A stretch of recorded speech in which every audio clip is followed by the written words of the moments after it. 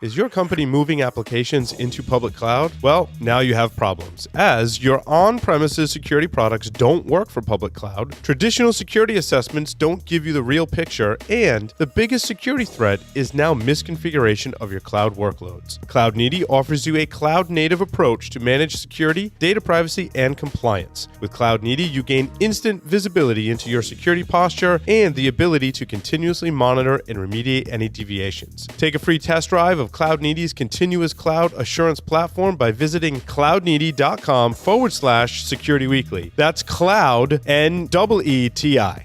The greatest threat to businesses today isn't the outsider trying to get in. It's the people you trust, the ones who already have the keys, your employees, your contractors, and privileged users. 60% of online attacks are carried out by insiders. To stop these insider threats, you need to see what users are doing before an incident occurs. Observit combats insider threats by detecting risk activity, investigating in minutes, effectively responding, and stopping data lost. Give it a test drive at observit.com/securityweekly.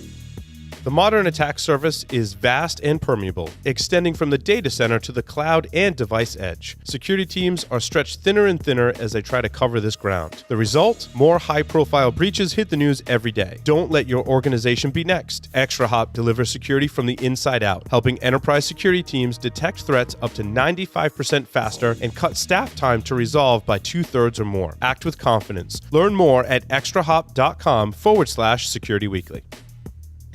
Welcome back, everyone, to Enterprise Security Weekly. Reminder for everyone to join us April 1st through the 3rd at Disney's Contemporary Resort for InfoSec World.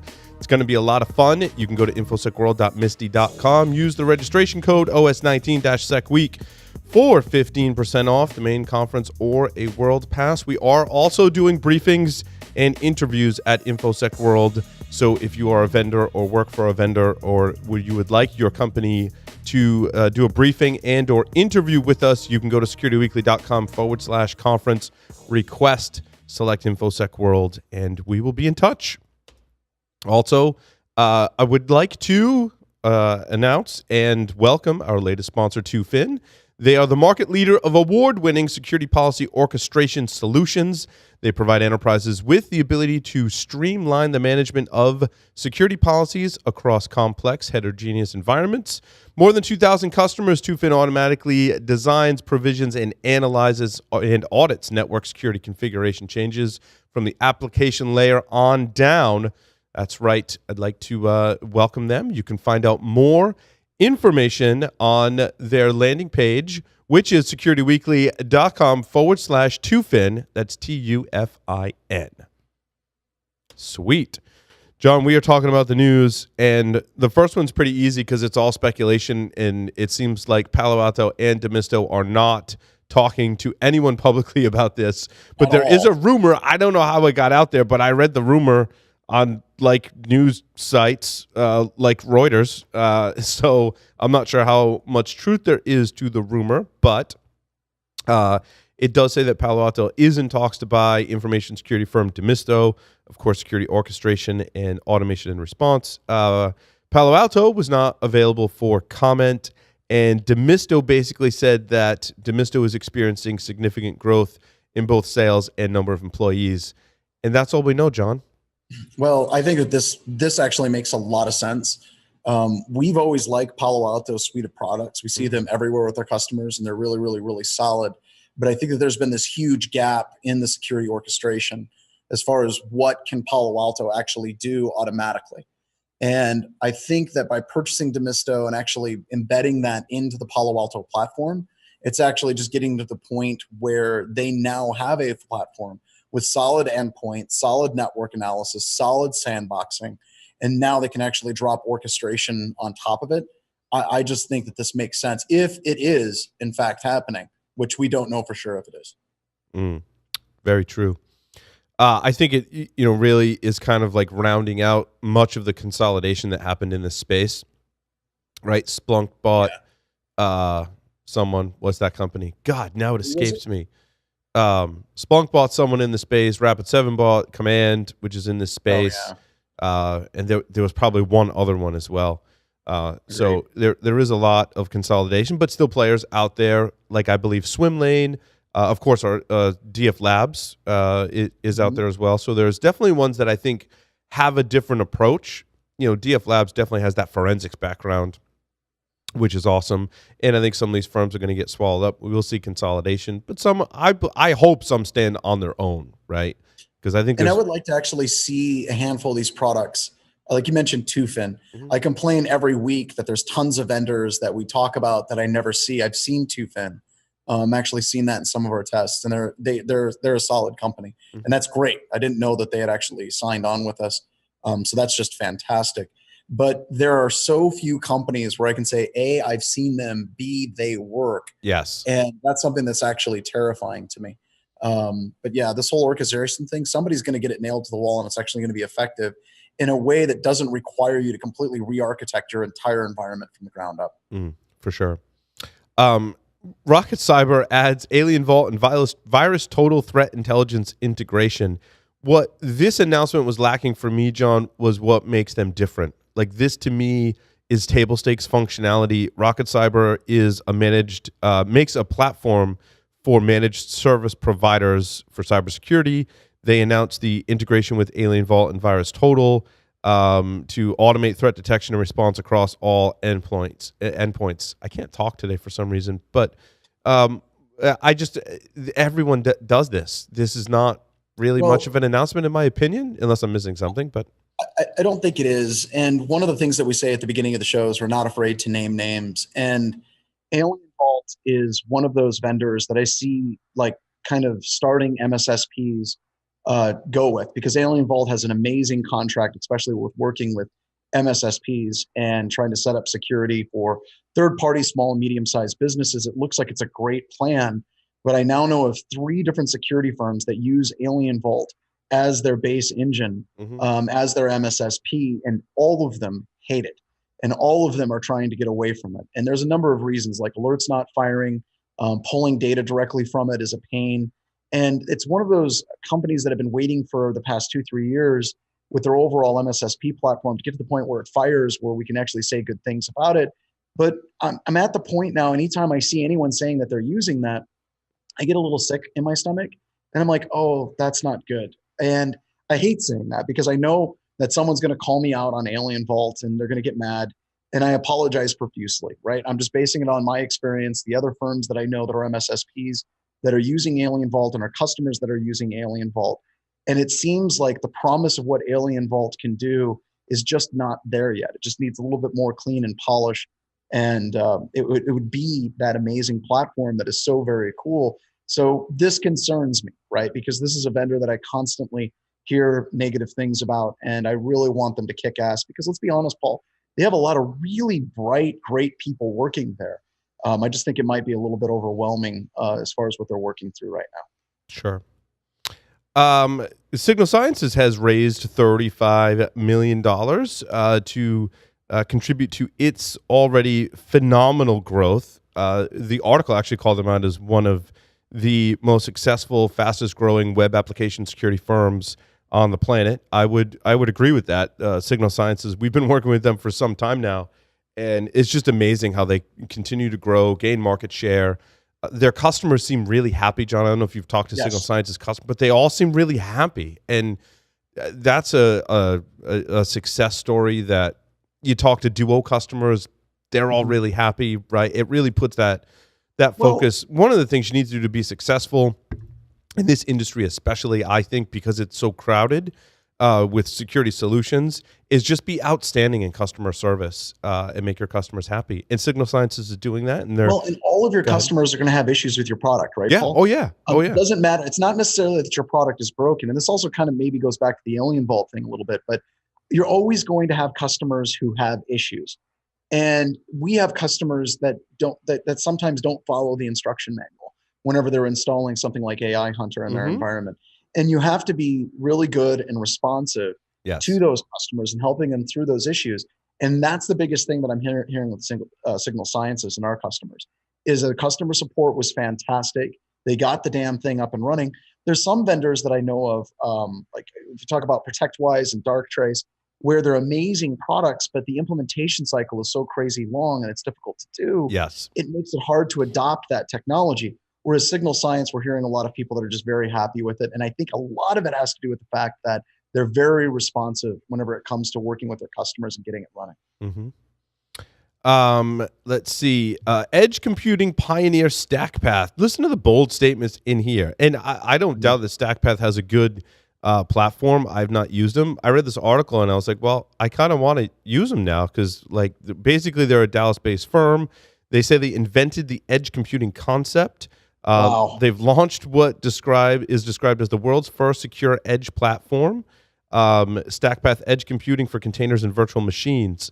They let customers simply upload an image of their workload to StackPath, choose the size of containers or VMs, select in which advanced edge nodes the workload should be deployed, and then they can get it going in as fast as 60 seconds.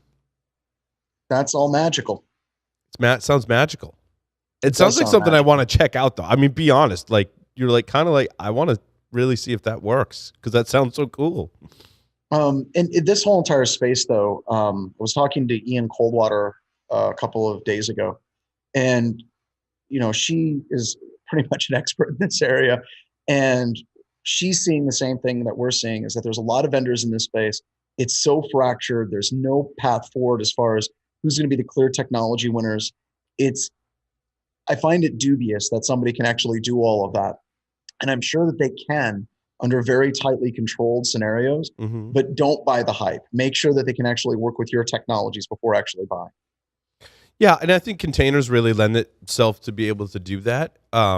Yes. Looking into where I'm going to put my containers next, like where do you put them, right? I mean, there's certainly, and I was talking about this in prep for a PSW interview with one of our sponsors, Edgewise, and Harry, we're talking about firewalls, and I'm like, if you look back into your designs in like the late 90s and early 2000s, you had a firewall, and then you had what we called a DMZ, and no one really knew what that was. But essentially, you had a network hanging off your firewall that was your edge stuff. It was your web server, your DNS servers primarily.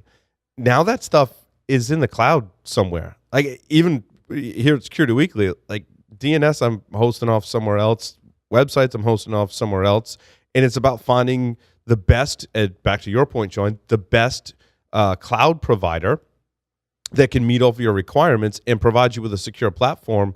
So really you don't have to worry about a lot of that architectural stuff anymore. Mm-hmm. You still have to worry about security, though. And security, again, moves into the application. One reason why Signal Sciences is doing so well, right? Because now you're like, how do I get visibility into that stuff? And I think that's where Signal Sciences comes in. Nozomi Networks, we'll go into the SCADA world for a moment. They have partnered with Siemens and their RuggedCom division to basically offer their SCADA Guardian Advanced Container Edition. They say it's a first-of-a-kind product category, provides industrial operators and cybersecurity teams with an embedded solution for real-time cybersecurity and OT network visibility.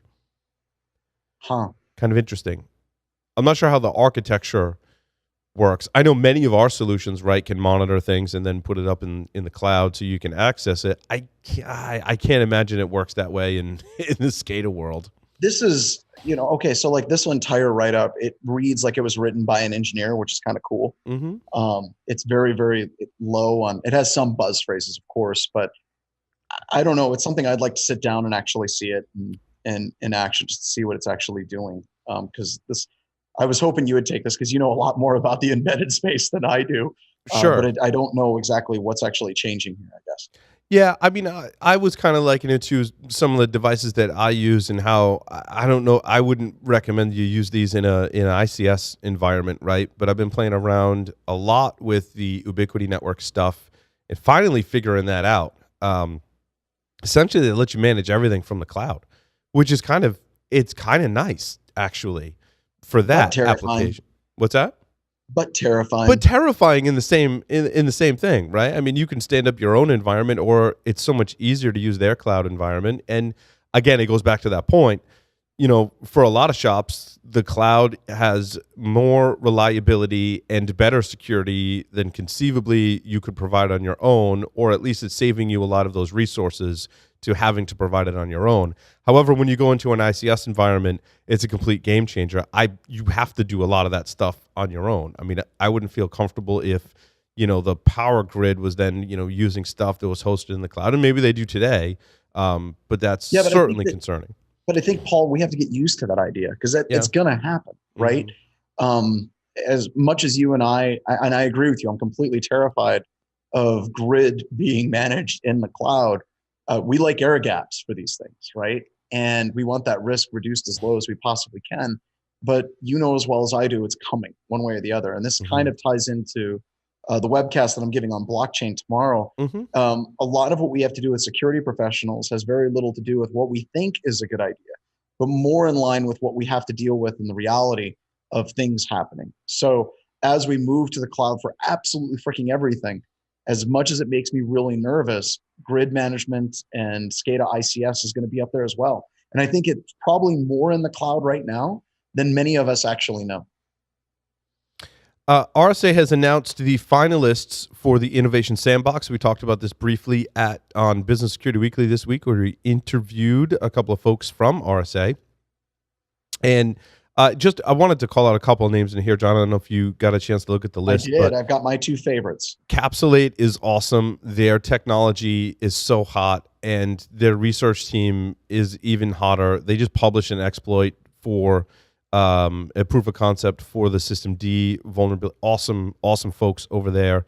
I like Eclipsium. That's really cool stuff too. There's a couple of players that I really like in that IoT firmware security space. Eclipsium is one of them. And Salt Security is fantastic. I did a briefing with Salt Security. They're awesome. They made some great product announcements. They've secured their funding, and now they're a finalist. They're doing fantastic as a company. I'm so happy for them. Those were kind of my picks of some of the things that I saw, John. The two that I see having the biggest impact on organizations right now, I could have guessed the ones that you were going to go to, just knowing your background, Paul. Capsulate and Eclipsium were like, those are the two Paul is going to love. Because that's your jam, right? And for me, for our customers, the people that I think that could help most of our customers, it comes down to Salt and Shift Left. I love Salt's basically looking at APIs and trying to protect the APIs. I loved Shift Left for pushing more of security into the audits of the code before it gets pushed up. So those are my two faves out of this list. Sweet. And I hope to be there at the Innovation Sandbox, at least as an observer, which would be pretty fun. I think we actually have a booth there for Rita. I'm not sure where we're at. We working with I asked them about all of that. You go to their website and look at all their events, listeners and John. There's so much cool stuff going on at RSA. I was actually impressed. Cecilia has been one of the big people behind that, and she has just kicked so much ass over the past few years. Who's that? Cecilia Monagnier. And she's been running that and a couple of other things, and she's just kind of created these really cool spaces at RSA, so it doesn't feel like it's this vendor slugfest. Like she has an entire area where we're going to be with Rita and some SDR hacking labs. I'll get a full list to the producers, but we're going to have like 4 different hands-on labs that people can actually do stuff. And it's just so cool what's going on with RSA. It's becoming more like a cooler hands-on con than just kind of the vendors talking to other vendors con. Yeah, I agree. I think they've really made an effort. They're working with us. We had Sandra and Britta on Monday on Business Security Weekly, and I too, John, was impressed. Just all the different events and things going on is way cooler than I think a lot of people in the community thought of RSA. So. Yeah, exactly. And we're both going to be there, so we'll probably keep people up to date where we're at. You and me floating around, and maybe we can give some people some good tips. They just watch us out on Twitter. And we'll tell people where the cool stuff is. Device Authority's Keyscaler is integrating with nCipher's nShield hardware security modules. Essentially, this is more IoT security for medical devices. Now, the medical devices they're protecting were kind of scary for me. One of the manufacturers produces high-quality surgical robot systems which perform a variety of treatments and procedures on patients in hospitals. If ever security was an issue, it would be with this technology, and it's good to see some security solutions, saying the right things, right? Device-based authentication and authorization, roots of trust, identity assurance for medical IoT devices. Those are the fundamental building blocks that are missing from so many IoT devices in terms of how do you authenticate to them as a user, as an administrator? What do those devices trust? The models that are coming out for a secure IoT infrastructure are very good.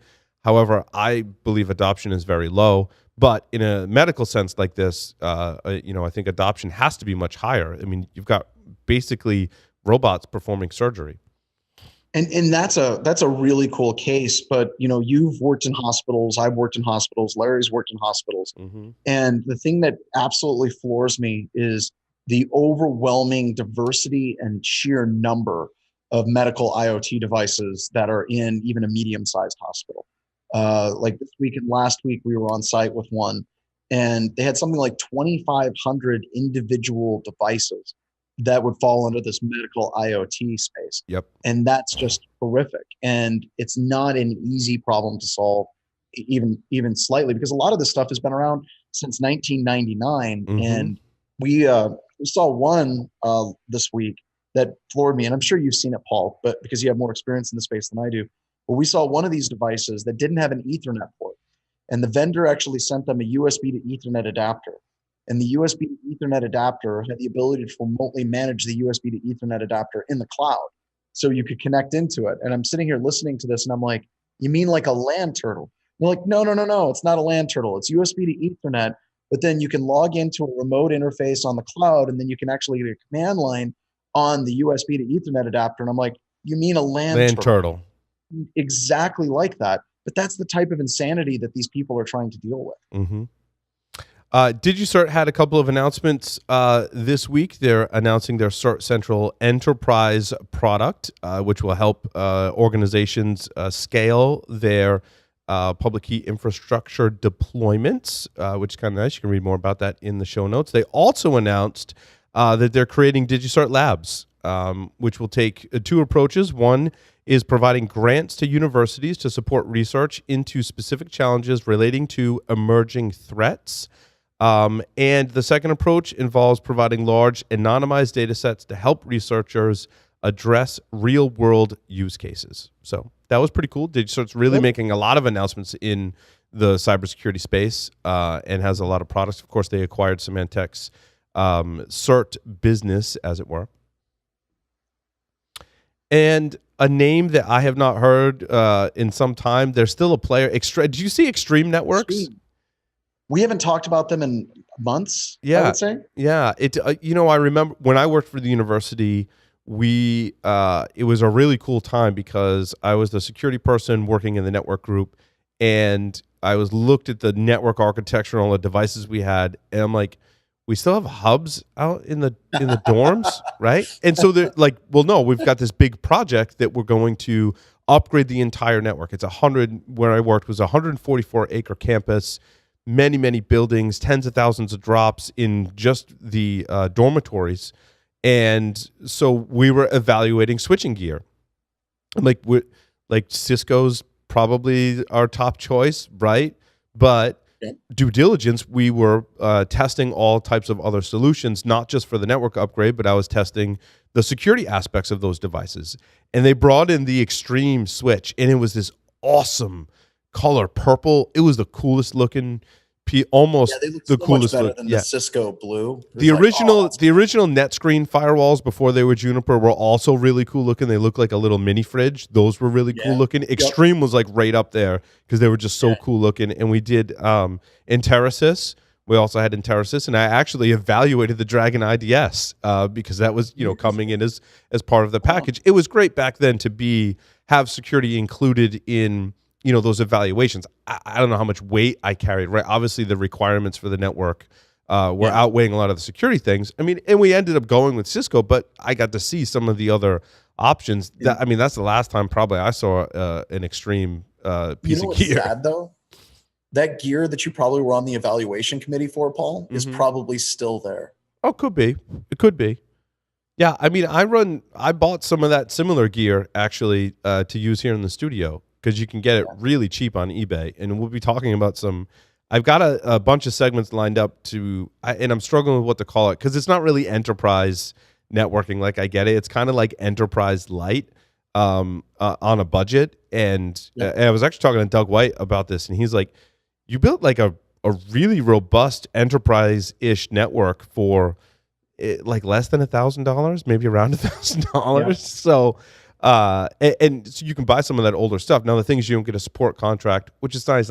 It's not really enterprise gear, but yeah, those things last forever. And if talking from experience on this particular issue, John, if you've got really any brand switch running for a long time, this happened to us. I unplugged it because I'm like, I don't remember what the password was or whatever. You want to reset it, right? I unplugged it. I plugged it back in, dead. Like complete hardware failure.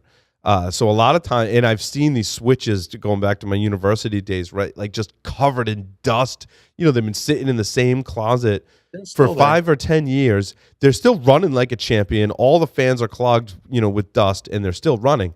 You unplug that bad boy, plug them back in. Like you're rolling the dice, and whether or not it's gonna, you better have a backup like with you, ready to go. Yeah, it's like that. It's like that scene in Waterworld with Kevin Costner, where they have the big tanker and they have the guy, his job is just measuring how deep the gas is in the tanker. Yeah. And this flare comes down to set the tanker on fire and blow it up. And this guy sees this flare coming down into the tank, and he looks up, and his last words are, "Thank God." That switch is probably like, as soon as it gets up, it gets unplugged. It's like, thank God I can die now. Yeah. Yeah. And I think just a capacitor blows or something. Oh, just doesn't come back. Yep. But Extreme is now announcing Extreme Defender for IoT, which it looks like it's a detection mechanism for IoT devices. We've talked about this, John. I think a lot of it plays into how you're detecting these devices, the signature database that you have.